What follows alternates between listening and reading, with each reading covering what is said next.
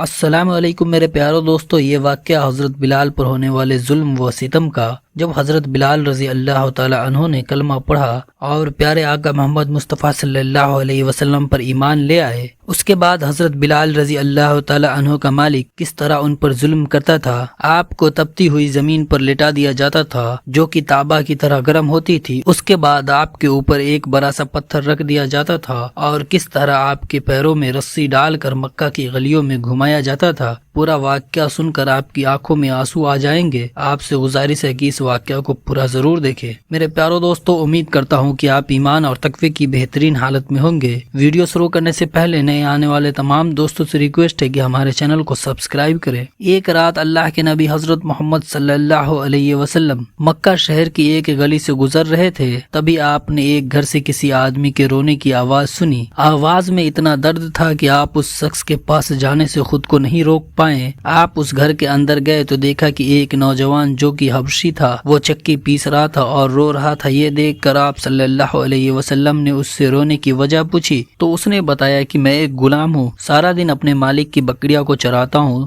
شام کو جب تھک ہار کر گھر آتا ہوں تو میرا مالک مجھے ایک گیہوں کی بوری پیسنے کے لیے دے دیتا ہے، جس کو پیسنے میں مجھے ساری رات لگ جاتی ہے۔ میں اپنی قسمت پہ رو رہا ہوں کیونکہ میں بھی ایک انسان ہوں، میرا جسم بھی آرام مانگتا ہے، مجھے بھی نیند ستاتی ہے، لیکن میرے مالک کو مجھ پر ذرا بھی ترس نہیں آتا۔ کیا میری قسمت میں اسی طرح سے رو رو کر زندگی گزارنا لکھا ہے؟ تو یہ سن کر آپ صلی اللہ علیہ وسلم نے فرمایا کہ تمہارا مالک میری بات کو نہیں مانے گا، لیکن میں تمہاری کچھ مدد کر سکتا ہوں۔ پھر آپ صلی اللہ علیہ وسلم نے فرمایا کہ تم سو جاؤ، میں تمہاری جگہ چکی پیس دیتا ہوں۔ یہ سن کر وہ غلام بہت خوش ہوا اور شکریہ ادا کر کے سو گیا۔ پھر آپ صلی اللہ علیہ وسلم نے رات بھر جاگ کر اس غلام کے بدلے چکی پیستے رہے۔ دوسرے دن پھر آپ نے ایسا ہی کیا۔ اسی طرح سے آپ نے کچھ دنوں تک اس غلام کی جگہ خود چکی پیستے رہے، رات بھر چکی پیستے اور صبح آپ اپنے گھر چلے جاتے۔ اس کے بعد ایک رات جب آپ اس غلام کے پاس پہنچے تو غلام نے پوچھا کہ آپ کون ہو اور میرا آپ اتنا خیال کیوں کر رہے ہو؟ ہم غلاموں سے نہ تو کسی کو کوئی ڈر ہے اور نہ ہی کسی کو فائدہ ہے۔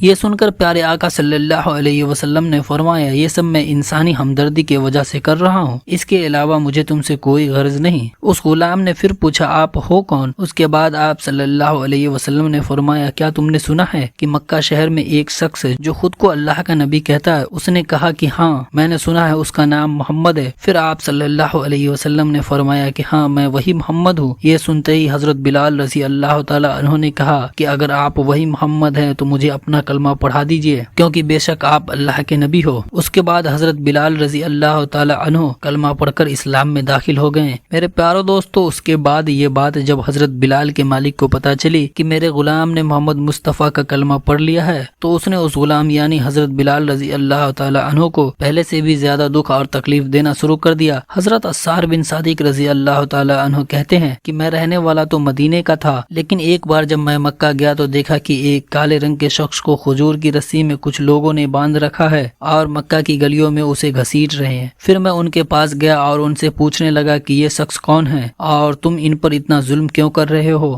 اسے تم کس گناہ کی سزا دے رہے ہو؟ تو پھر ان لوگوں نے کہا کہ اس کا نام بلال ہے، یہ خطا ہمارا ہے اور کلمہ مصطفیٰ کا پڑھتا ہے، ہم اس کو مصطفیٰ سے دور کرنا چاہتے ہیں۔ تو دوستو، حضرت صادق رضی اللہ تعالی عنہ فرماتے ہیں کہ میں نے دیکھا کہ وہ لوگ جیسے جیسے ان کو گھسیٹ رہے تھے ویسے ویسے ان کی زبان سے آہٹ آہٹ کی آواز تیز ہوتی جا رہی تھی۔ وہ لوگ اس غلام پر بہت ظلم کر رہے تھے، کبھی اس کے ہاتھ پیر پکڑ اسے زمین پر گرا دیتے تھے، تو کبھی اس کے سینے پر بڑا سا پتھر پٹک رہے تھے، تو کبھی اس حبشی غلام کے ہاتھوں میں بیڑیاں ٹھوک رہے تھے، تو کبھی اس کی زبان پر گرم کوئلے رکھ رہے تھے، تو کبھی ان کے پاؤں میں رسی ڈال کر ان کو گھسیٹ رہے تھے۔ اس حبشی غلام کا پورا جسم لہو لہان ہو چکا تھا، مگر پھر بھی وہ غلام مسکرا رہا تھا۔ اتنے میں ایک شخص نے کہا کہ اے بلال، یہ کیا معاملہ ہے؟ یہ لوگ تم پر اتنا ظلم کر رہے ہیں اور تم ہو کہ مسکرا رہے ہو؟ تو حضرت بلال نے جواب دیا، اے شخص، اگر تم بازار میں مٹی کا پیالہ بھی خریدنے جاؤ گے تو اس کو بھی تم ٹھوک کر دیکھو گے کہیں کچا تو نہیں۔ اسی طرح سے میرا اللہ بھی دیکھ رہا ہے کہ کہیں بلال کچا تو نہیں۔ میرا خال بھی ادھیر دیا جائے گا تو بھی میں حق کی صدا بلند کرتا رہوں گا۔ میرے پیارو دوستو، اسی इसी तरह से हजरत अबू बकर सिद्दीक रजी अल्लाह ताला अन्हु फरमाते हैं कि एक दिन मैं मक्का की एक गली से गुजर रहा था कि अचानक मैंने किसी के चीखने और चिल्लाने की आवाज सुनी। आवाज में इतना दर्द था, उसको सुनकर मैं बेचैन हो गया और उस आवाज की तरफ चल दिया। मैं दौड़ता हुआ वहां गया जहां से आवाज आ रही थी और जाकर एक तरफ खड़ा हो गया। फिर मैंने देखा कि एक काले रंग के आदमी को 5 लोग मिलकर बड़ी बेरहमी से मार रहे हैं। 4 लोगों ने उसके हाथ और पैर पकड़ रखे हैं। उसको उठाते हैं और फिर जमीन पर गिरा देते हैं, फिर उठाते हैं और फिर जमीन पर गिरा देते हैं, और वो 5वां बड़ा सा पत्थर लिए हुए खड़ा है। जैसे ही वो 4 लोग उसको जमीन पर पटकते हैं तो वो 5वां शख्स उस पर बड़ा सा पत्थर डाल देता है। हजरत अबू बकर सिद्दीक रज़ी अल्लाह ताला अन्हु फरमाते हैं कि ये मंजर देखकर मेरी आंखों में आंसू आ गए। मैं उनके पास गया, मैंने देखा कि वो गुलाम पूरी तरह लहूलुहान था, उसका पूरा जिस्म लहू से तर था,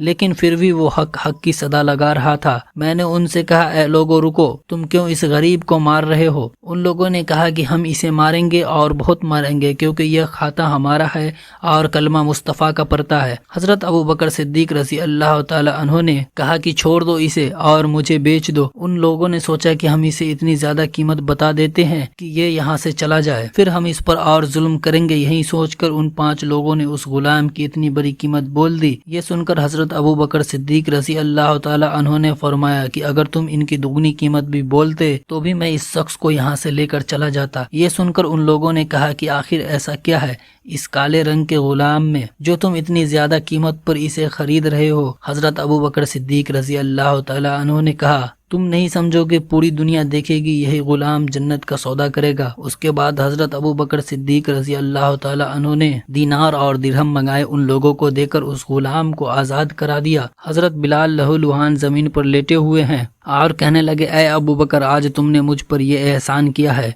मुझे आज़ाद करा के, अब एक और एहसान मुझ पर कर दे, मुझे मेरे आका मोहम्मद मुस्तफ़ा सल्लल्लाहु अलैहि वसल्लम के पास पहुंचा दे। तो दोस्तों, पूरी दुनिया ने देखा कि किस तरह हजरत बिलाल रज़ी अल्लाह ताला अन्हु ने जुल्म सहन किए और किस तरह मुसीबत बर्दाश्त किए, लेकिन नबी पाक सल्लल्लाहु अलैहि वसल्लम का साथ कभी नहीं छोड़ा। और आज बड़े बड़े बादशाह भी उस गुलाम पर फक्र करते हैं, उस गुलाम का सदका मांगते हैं, उस गुलाम जैसी गुलामी मांग। हजरत बिलाल को अपनी जान कुर्बान करना गवारा था, लेकिन नबी पाक सल्लल्लाहु अलैहि वसल्लम का साथ छोड़ना गवारा नहीं था। आज पूरी दुनिया इस गुलाम को बिलाल हबशी रज़ी अल्लाह ताला अन्हु के नाम से जानती है। नबी पाक सल्लल्लाहु अलैहि वसल्लम की मोहब्बत ने एक गुलाम को वो मकाम अता किए जिसके सामने दुनिया के बड़े बड़े बादशाह भी छोटे हो गए। मेरे प्यारो दोस्तों, उम्मीद करता हूँ आपको ये वाकया पसंद आया होगा। आपसे गुजारिश है कि इस वाकया को और लोगों तक शेयर करें। इसी तरह की वीडियो देखने के लिए हमारे चैनल को सब्सक्राइब करें।